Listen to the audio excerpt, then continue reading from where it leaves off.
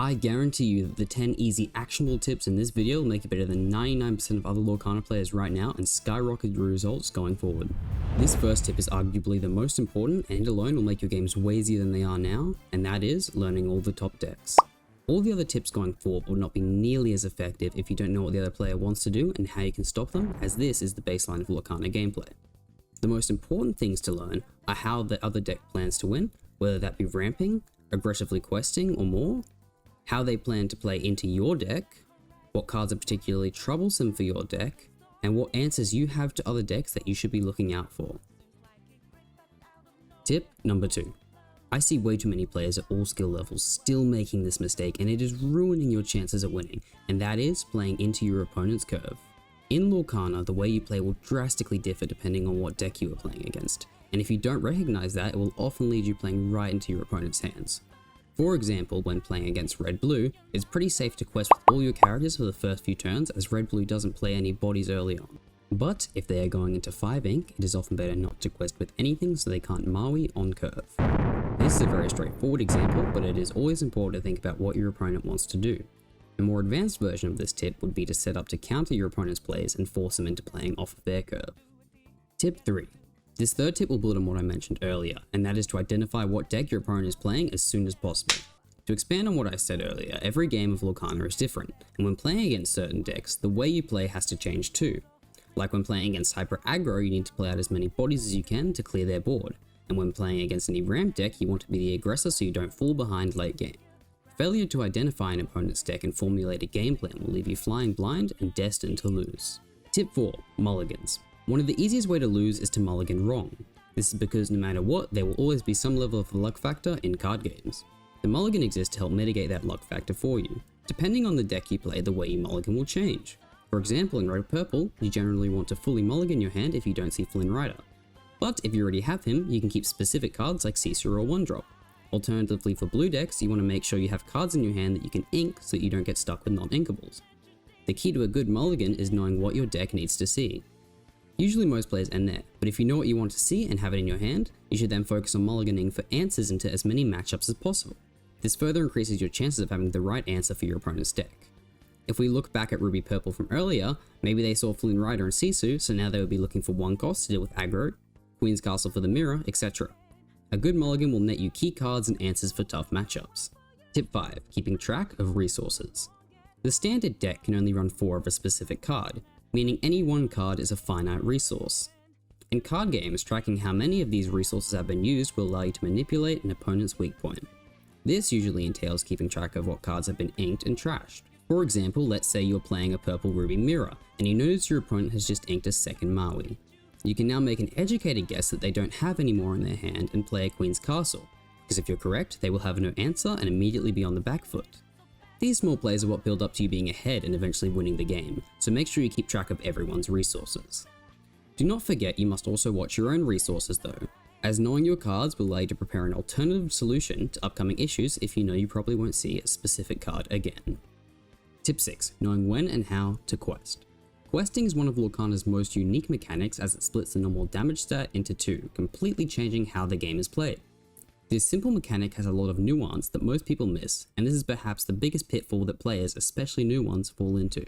Simply questing with a character because it is on board is not always the best idea, as it leaves that character open to being attacked. So before you quest, you should always consider whether that character can survive or not based on your opponent's board, and also if there is a more impactful play that you can make. For example, sometimes you may not want to quest with a character, so you can instead clear your opponent's board, or maybe you know your opponent has a board wipe, so instead of letting them save it and just challenge your character, you play more characters out without questing to present lethal, forcing a more resource heavy reaction. There are plenty more situations where you may not want to quest, but just remember, not questing can sometimes put more pressure than doing so.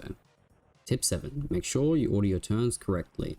So many players will just do the first thing that comes to mind and not think through their whole turn, which can lead to ordering mistakes and even missing better plays.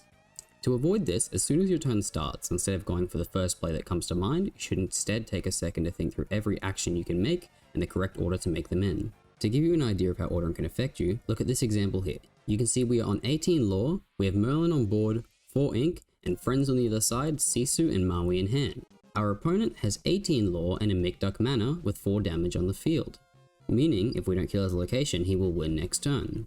If we do not order correctly, you might end up doing something like inking Sisu, playing Maui and attacking Maui into the location, and singing friends on the other side with Merlin.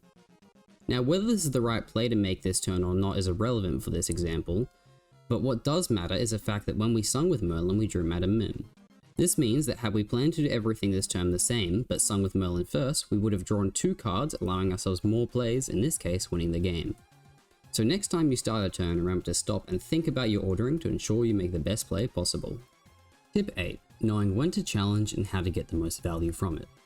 This tip will be building on what we learned in tip 6 with questing, but this time applied to challenging. In Lorcana, because we win through questing rather than challenging, the way you should be thinking about challenging is very different. Since challenging and clearing your opponent's board won't bring you any closer to winning, it is very important to think about why we are challenging. For example, most decks play out a 1 cost on their first turn, and since the first turn player played their 1 cost first, it gets to quest, putting them in the lead. Now looking at this board, we can see the first turn player has played out a 2nd card and quested with their previous played 1 cost. In this situation they are ahead on lore, and if you were to challenge their 1 cost with yours, both would be banished and the opponent would stay in the lead. However, because they played out a character with 1 attack and 1 health, your 1 cost being alive next turn would allow it to value trade into their character. So if you were to instead quest this turn, you would gain a lore and your opponent would be forced to trade their 1 cost into yours anyway. In this example, not challenging forces your opponent into the same trade, meaning you gained 1 lore you otherwise would not have. This is why questing as a mechanic changes how you challenge, as you should always consider the lore value a card can get. However, this situation from earlier is flipped on its head if the opponent played their cards in the other order. As you can see, in this situation, you can challenge without losing your character and gain free value. Tip 9. Watch how your opponent is playing. When you know how a deck wants to play into yours, their next play will become very predictable. However, if your opponent does something that would not normally be optimal for their deck, it is important to consider why they made such a decision, as these decisions are usually indicative of what cards they may have in their hand or what they plan to do next. For example, if you are playing against red-blue and play a very wide board, but instead of playing Be Prepared, they play a 9-cost Maleficent, this may mean they do not have any better removal to deal with your board, meaning you can begin to aggressively quest to take advantage of that fact. Whenever your opponent makes a decision, there is always a reason, and by learning these reasons we gain invaluable information, so it is important to make sure you always consider your opponent's actions and the information that they may convey. Tip 10. Reflect on your games. I know this sounds simple, but at the end of the day, the only way you can really improve is if you learn from your mistakes. After you play a game, win or lose, it is important to go back over it in your head and consider how your actions affected the game, and what you could have done instead to bolster your chances at winning. By doing this, you will condition your brain to think of more possibilities when in a game, and when in similar situations, you'll be able to remember what you went over, so you already know exactly what to do because you've been through it before. Now, if you want to put these tips into practice, you can click up in the top left here to see a video on the best way to practice Lorcana online.